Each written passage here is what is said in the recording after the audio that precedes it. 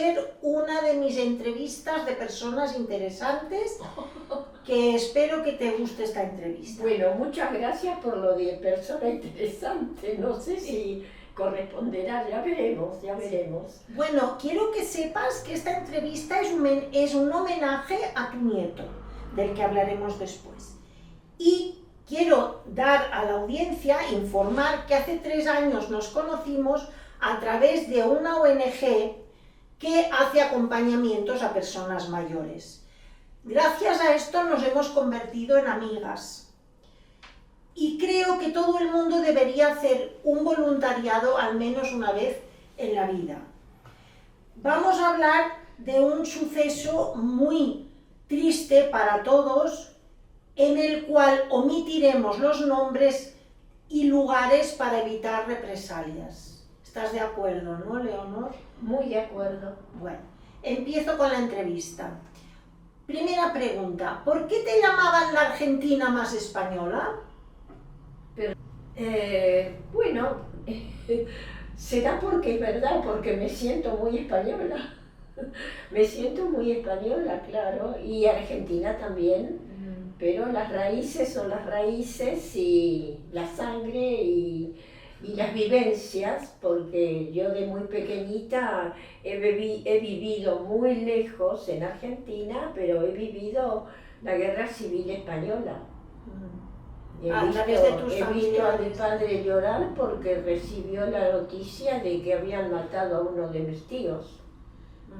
Entonces, bueno, sobran elementos como para decir que sí, que me siento muy española.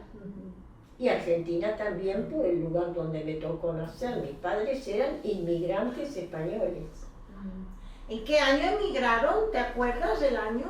Exacto no, pero más o menos, con poca diferencia, mi padre llegó primero, después mi madre, más o menos alrededor de 1920 y algo, 1925 quizá, algo por el estilo. ¿Tú naciste en Yo he nacido en 1934, porque Pontevedra y Lugo se encontraron en Buenos Aires. Y entonces, después de unos viajes, se casaron y ahí aterricé yo. Muy bien. Bueno, pues voy a seguir. ¿Qué opinabas de Cataluña antes del trágico suceso que pasó? Bueno, de Cataluña podía solamente opinar de lo que Cataluña es, una región importante, Barcelona una ciudad hermosa, importante también, y bueno, en Argentina hay muchísimos catalanes, como de todas partes de España también, ya son descendientes, pero bueno, son de origen catalán, como yo soy de origen gallego, y de Barcelona en particular, lo único que teníamos era la experiencia de turistas que vinimos cuando vivíamos en en Francia o también en Argentina. Vinimos 2 veces a visitar Barcelona y bueno, nos encantó como ciudad, por supuesto, pero los turistas poco más que museos y catedrales y nada más, así que no tenía yo nunca, cuando vinimos a vivir aquí por razones de familia, no tenía realmente conocimiento de lo que era Cataluña, ¿no? Entonces viene la tercera pregunta, y ahora, después de lo que pasó, ¿qué opinas de Cataluña? Ahora, bueno, en conjunto que en Cataluña, dentro de lo que yo puedo opinar, porque hace solo 14 años que vivo aquí, la gente maravillosa, los que yo he conocido, maravillosos, y creo que en Cataluña, como en todas partes del mundo, hay gente muy buena, hay de la otra, hay profesionales decentes y hay de los otros, sobre todo en el ambiente jurídico. Hay profesionales más competentes y menos competentes, en el ambiente hospitalario, los cuales son también muy peligrosos, pueden llegar a ser muy peligrosos. Y bueno, en general es así, ¿no? Creo que en todos los lugares del mundo hay de todo, pero hay ciertas características que por desgracia me ha tocado conocer muy de cerca que son muy particulares, digamos, para no ser demasiado lapidario, características particulares. Entonces, ¿qué opinas sobre la salud mental? ¿Cuál es tu Bueno, no tengo una opinión profesional, por supuesto, ¿no? He tenido, sí, familiares médicos, no de la salud mental, en Argentina, y un médico también en Galicia. De haber oído así en el entorno familiar algunos comentarios, más algunas cosas que uno lee en algún momento, y después, bueno, desgraciadamente me tocó conocer muy de cerca este caso, ¿no? Y la salud mental, creo que puedo contar una breve anécdota de... Sí, claro. Cuando a mi nieto lo encerraron con un diagnóstico errado, el primer diagnóstico errado, luego hubo otros tres diagnósticos errados. Yo hablé por teléfono, que todavía vivía, una de mis primas de Buenos Aires, que era médica del sistema digestivo, por decir, ¿no? Y entonces le comenté que el primer diagnóstico que le habían dado era nada menos que esquizofrenia. Ella lo conocía a mi nieto, y porque a mí, bueno, desde siempre. Y me acuerdo que me dijo, voy a hablar como los argentinos. Mirá, Leonor, cuando alguien convive con un esquizofrénico, no necesita ni siquiera el diagnóstico. Porque son gente muy enferma, el pronóstico es bastante malo y, entre otras cosas, oyen voces. Y el ejemplo que me dio, nunca me olvidaré, me dijo, por ejemplo, mira, un día se les ocurre que el televisor es tu enemigo y que te tiene que matar. Disparates de esa índole. Pero me agregó también, no te olvides que yo he visto psiquiatría en la facultad hace muchos años, así que mi opinión no es la más exacta, pero con respecto a esta enfermedad sí te puedo decir que, te repito, el que convive con un esquizofrénico inmediatamente se tiene que vivir la enfermedad, es como si fuera casi un médico, ¿no? Bueno, luego el segundo, porque hubo tres distintos diagnósticos, el segundo fue bipolar. Bueno, ahí ya no hablé más yo a Buenos Aires, ¿no? Pero cuando después, porque la realidad de mi nieto era que él sufría crisis de ansiedad y algunas fuertes, ¿no? Esa era la realidad.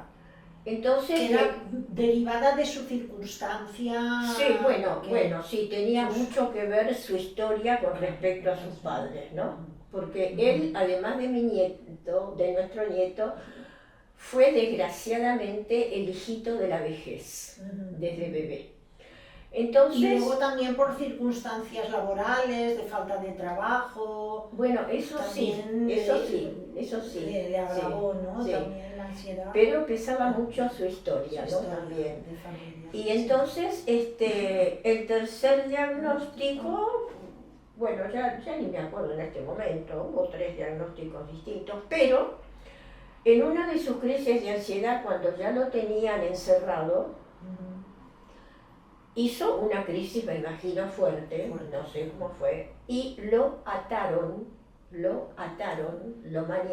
y lo ataron, como lo hacen con muchos enfermos, supongo. Y entonces yo hablé por teléfono con un psiquiatra de Buenos Aires, de Argentina, porque, bueno, voy a abreviar, el psiquiatra me dijo, nunca me voy a olvidar, ¿qué les pasa en España? Volvieron a la Inquisición. Y mi espíritu español, mi corazón español saltó. Y le dije, no, a la Inquisición, no, en España no, le dije. En una región de España. Y no dije en Cataluña. Dije en una región de España. Bueno, después casi me arrepentí de no haber dicho Cataluña. Allí en Argentina viven muchísimos catalanes, sobre todo ya ahora son descendientes, como el caso mío, ¿no? Pero catalanes. Y así quedó, siguieron las cosas, como entre estos dos psiquiátricos de dos hospitales diferentes trabajan en, a ver, ¿cómo podría decir? Trabajan, si me sale una palabra muy fuerte quizás, yo tendría que decir, como trabajan los delincuentes, ¿no? De acuerdo. Sí, de acuerdo, sí, sí. No sé si esta gente, no sé qué proporción tiene esta gente de errores por desconocimiento de la materia o en algunos casos, como sabemos que existe en todo el mundo, desgraciadamente, arreglos con algunos laboratorios que pagan muy bien, y de ahí nace también las dos intoxicaciones que sufrió mi nieto. De medicamentos inadecuados. Claro, sí, sí. Claro, viene a ser un poco una prueba, ¿no? Como si fuera un laboratorio donde como conejillo de indias. Eligen algunos, que son más apropiados, a lo mejor. No sé, con criterios científicos será, no sé. Y entonces, bueno, son arreglos espurios que tienen algunos médicos con algunos laboratorios. Eso es más viejo que el sol y eso existirá, supongo, por desgracia, en todo el mundo, ¿no? Incluso me hablaste una vez de un caso de una conocida que tenía un acuerdo así, ¿verdad? Sí, ¿verdad? Eso era en Argentina. Sí, lo he conocido de cerca, en otra área, no tenía nada que ver con psiquiatría.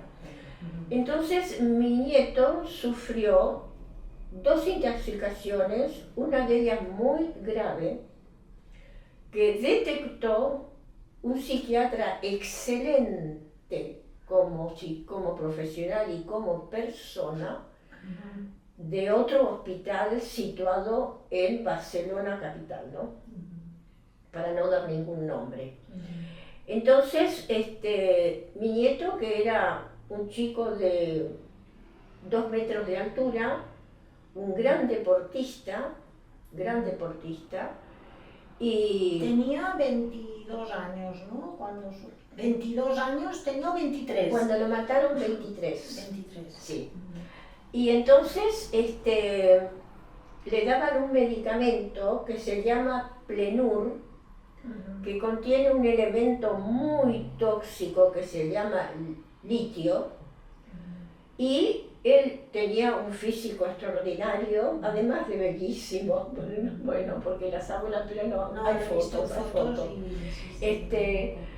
Entonces él tenía un cuerpo extraordinario, medía 2 metros, él era muy deportista de varios deportes, se había destacado en Buenos Aires muchísimo en el rugby, por ejemplo, que acá le dicen rugby. Bueno. Y tenis, ¿no? Me dijiste también. Tenis, pádel, sí, bueno, todo un gran nadador, bueno, un deportista extraordinario. Y entonces empezó a desarrollar un vientre que no condecía con su físico, y una cantidad de vello exageradísimo en todo su cuerpo, y un vientre muy duro además, ¿no? Que justamente fue el médico del otro hospital de Barcelona capital, que en cuanto lo vio el primer día, porque Cuando los tíos de Francia empezaron a sospechar que algo aquí no andaba bien, le pagaron varias consultas privadas en la parte privada del hospital al que me refiero. Y entonces lo primero que hizo este médico fue pedirle, no le preguntó cuánto tiempo hacía que no le hacían un análisis de sangre. Y él no recordaba. Entonces este buen médico le pidió enseguida análisis y ahí salió, están las pruebas, están las pruebas del laboratorio de todo lo que estoy diciendo, todo, sobran pruebas. Y salió que tenía una gran intoxicación por este Plenur. Y en la tiroides destrozada. ¿No? Bueno, justamente, sí. Esta intoxicación con Plenur provocó la absoluta inoperancia, digamos, de la tiroides, una glándula importantísima, y otras cosas. Bueno, ahí recién fue cuando nosotros, mi marido y yo, que ya falleció, y también sus tíos de Francia, empezamos recién a sospechar que toda esta gente, en fin, toda esta gente, entre comillas, con un título de médicos, habían hecho todo esto y habían sabido engañarnos perfectamente durante 2 años, casi 2 años. Y claro, ya mi marido había empezado a estar bastante mal, pero mi reflexión fue, bueno, primero gran sentimiento de culpabilidad, por supuesto, por todo lo que pasó, que todavía no me lo puedo sacar, ni me lo sacaré jamás, creo. Pero la realidad es que yo creo que a todos nos pasa, ¿no? O a casi todos, que cuando algún médico nos dice algo, lo damos inmediatamente por cierto y por hecho. Y esa fue la gran culpa nuestra, mi marido y yo. Pero tú no eres doctora, no tienes ninguna culpa, tú no sabías lo que te... Sí, pero el sentimiento de culpa queda, sí, desgraciadamente. Bueno.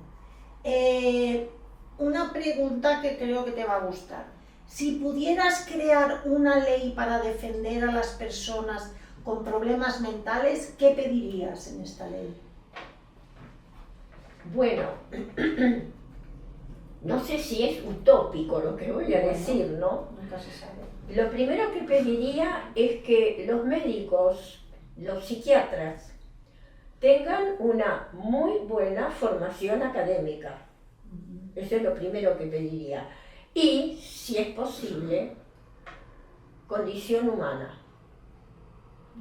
Porque todos sabemos que los médicos conviven con la desgracia, con el dolor y con la muerte. Pero algunos médicos conservan su condición humana. Es decir, sabiduría, ciencia y condición humana.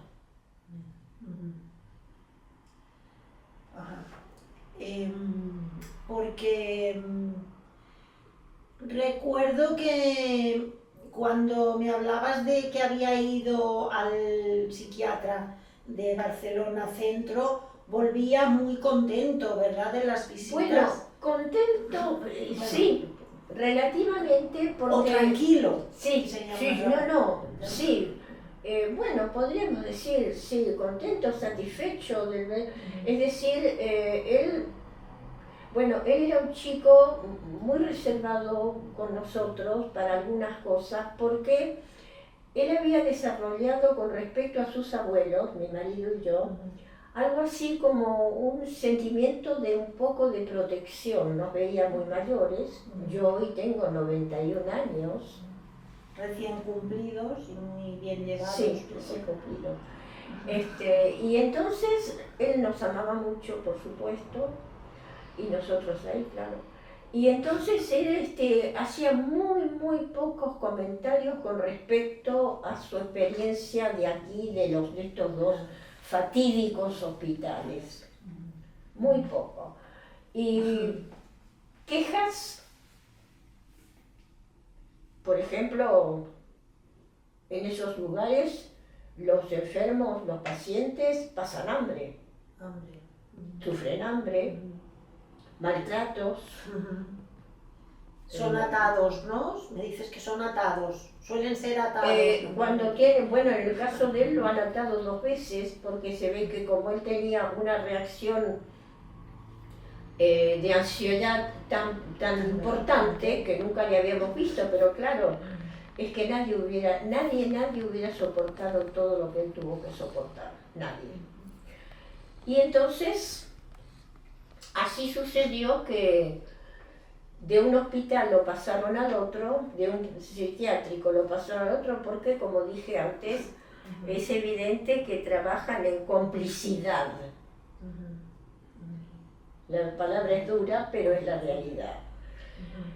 Y en el segundo hospital fue donde finalmente lo mataron. Es decir, los médicos del primer hospital incurrieron en todas las malas praxis que hemos mencionado, por supuesto, y después, en 2 ocasiones, lo derivaron a este otro hospital, a este otro psiquiátrico, y finalmente, en el segundo, fue donde los enfermeros lo ejecutaron como la peor culebra venenosa, asfixiado contra el suelo. Bueno, se podría decir que murió como la tristemente famosa muerte de un señor americano de color negro que murió en el suelo. Sí, muy parecido, sí, igual, sí. Igual. Con la diferencia de que todos sabemos más o menos cuál es la característica con respecto al racismo en este país, en este gran país del norte de América. Y sin embargo salió perfectamente varias veces por televisión. Era un señor negro que había cometido un robo, la policía lo corrió, uno de ellos lo atrapó, el negro cayó sobre el piso, sobre el suelo en plena calle, y el policía le puso su pie aplastándolo y le pedí, bueno, no sé, fue cosa de pocos minutos, y el negro dijo, ¡basta!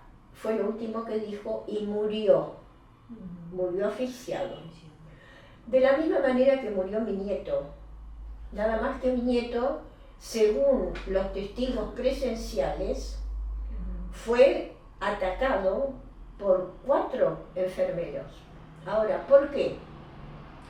Porque en este lugar, en este mal llamado psiquiátrico de un hospital de aquí, en este lugar están ingresados los pacientes de alcoholismo, drogadicción.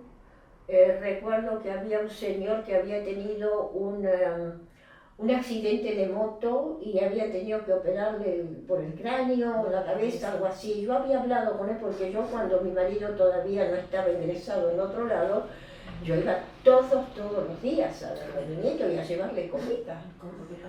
Entonces, eran personas con las cuales yo a veces conversaba un poco así como de paso, personas perfectamente lógicas, pero que tenían otro tipo de problemas. Pero en este, creo que en los 2 hospitales, pero en este último donde lo mataron al menos, desde las 5 de la tarde hasta las 9 o 10 de la mañana del día siguiente no queda un solo médico.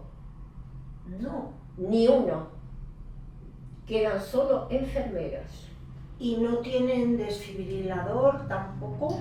Bueno, también cuando llegó la tía, parece que también tuvieron, no sé si carencia o disfuncionamiento de un desfibrilador, una de las 2 cosas.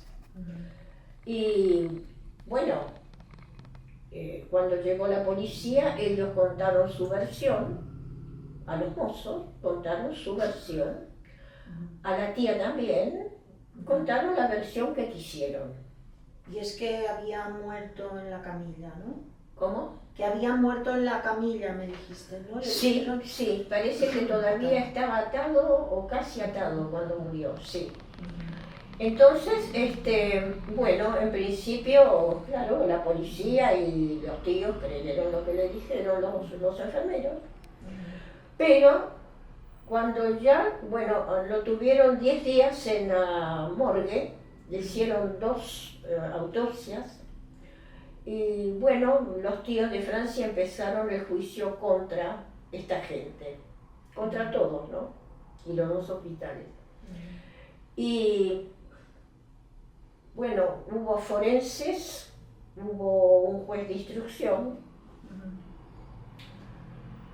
pero, a ver, es difícil hablar de este tema, ¿no?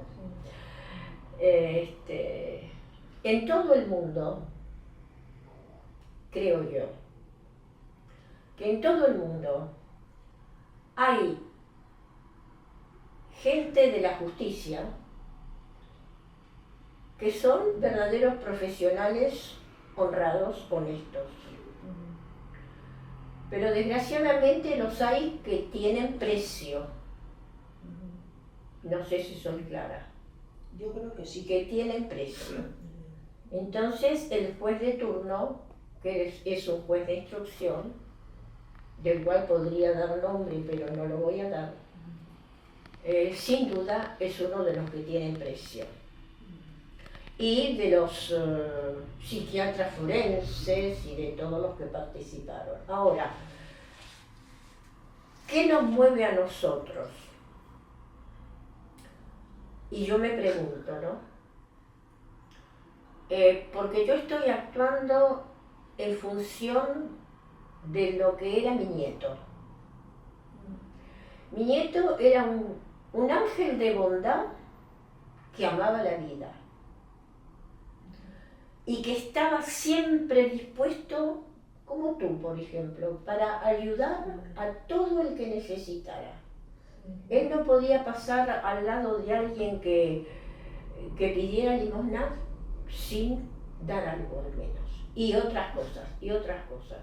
Era muy, muy noble y muy generoso. Escuchar, tú me decías que le gustaba mucho acompañar y escuchar. Ah, sí. Bueno, hay un episodio, por ejemplo, cuando estaba en el primero de esos 2 hospitales, había ingresado un chico de Senegal, una ex colonia francesa que no hablaba castellano. Solo francés. Y entonces, claro, cuando le dijeron que Augusto, porque mi nieto hablaba y escribía perfectamente castellano, inglés y francés, los 3 idiomas al mismo nivel. Y entonces, claro, el chico que tenía, me acuerdo, 16 años, pobrecito, estaba mucho tiempo con él, ¿no? Ahí en el hospital, estaba casi siempre con él. Y cuando llegué yo, un día de los que iba a visitarlos, estaba con él también, y el chico no entendía castellano tampoco. Entonces, ni bien llegué, me dijo, dale un beso porque no tiene a nadie, dale un beso, después te cuento. En castellano me lo dijo, ¿no? Porque él cuando hablaba conmigo hablaba solo francés, por costumbre, desde bebé. Y bueno, los 2, a ver, cuando él estaba ya, cuando faltaban ya solo más o menos unos 15 días, digamos, o menos quizá. Porque bueno, el otro problema es que él quería, cuando ya tenía 18 años más o menos, quería empezar a trabajar. Él era un gran jugador de pádel, pero nos pidió a nosotros si podíamos ayudarlo para que fuera a hacer un curso de instructor de pádel que se ofrecía en Valencia. Y estuvo 10 días y volvió con su diploma de instructor de pádel. Y cuando él quería trabajar, empezó a mandar currículum en castellano, en inglés y en francés. Aquí no sé a qué algún club de por aquí, no sé cuál. Y a Irlanda, no sé por qué a Irlanda, y a Francia. Bueno, como hablaba los 3 idiomas, pues... Hablaba y sí, y escribía también, sí. Bueno, entonces, cuando él ya estaba casi a punto de morir, faltaban pocos días, lo llamaron de un club de Francia, no recuerdo el nombre ahora, es una ciudad no muy importante del sur de Francia, no recuerdo en este momento el nombre. Béziers, puede ser, Béziers. Béziers, eso Estado mismo. allí. Béziers. Llamó una señora que habían estudiado el currículum de él para que fuera, porque iban a inaugurar un curso de pádel para los niños de entre 12 y 15 años, lo que me dijo, 12 y 14, una cosa así. Y yo le dije, yo detesté siempre la mentira porque mis padres me lo inculcaron desde la cuna, pero aprendí a mentir. Le dije, señora, él está de viaje, pero se lo vamos a comunicar inmediatamente, le dije. Y pasaron, claro, esto fue, sí, unos 15 días más o menos antes de morir, sí. Pasó como una semana y esta señora volvió a llamar aquí. Y le dije, mire, no sabemos exactamente cuándo va a volver, qué sé yo. Y después no llamaron nunca más.